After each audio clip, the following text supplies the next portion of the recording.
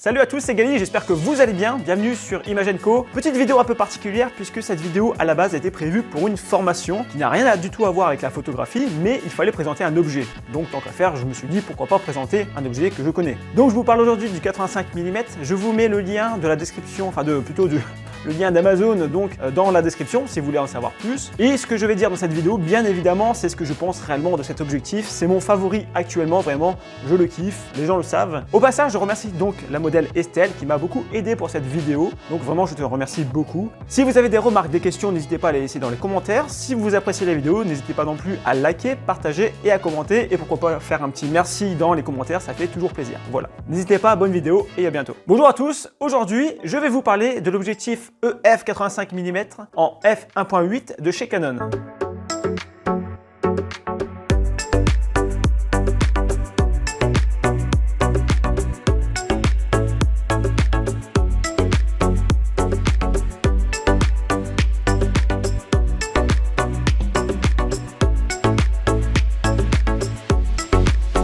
Cet objectif est vraiment l'idéal si vous voulez vous spécialiser dans la photo de portrait. Avec sa focale courte, une large ouverture à f1.8 et d'une vitesse d'autofocus rapide, cet objectif sera vraiment l'idéal pour votre boîtier plein format.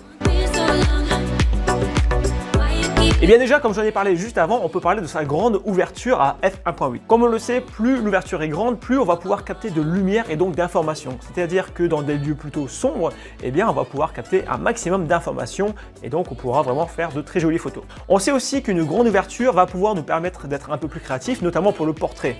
Lorsqu'on veut créer du flou d'arrière-plan ou le bokeh, autrement dit, eh bien, avec sa grande ouverture à f1.8, on va vraiment pouvoir avoir cette possibilité de créer un flou tout en ayant le sujet net sur la photo, une perspective compressée. Alors pourquoi on parle de ça? Grâce à la focale courte de ce télézoom, eh bien, il nous permet tout simplement de compresser l'image, ou plutôt compresser la perspective, qui permet tout simplement de lisser le visage et donc de le rendre beaucoup plus harmonieux. On sait aussi qu'à partir d'une certaine focale, notamment au-dessus de 70 mm, eh bien, nous avons un visage qui est beaucoup plus naturel, beaucoup moins déformé que si nous prenions un objectif qui est moindre. Par exemple, si vous preniez le 24 mm, eh bien, nous aurons une sorte de déformation avec les perspectives qui partent vers l'arrière. Donc ce 85 mm est vraiment idéal à ce niveau-là. Une mise au point ultrasonique. Cet objectif 85 mm de chez Canon est doté d'un moteur ultrasonique annulaire qui permet tout simplement de faire une mise au point très rapide et quasiment silencieuse.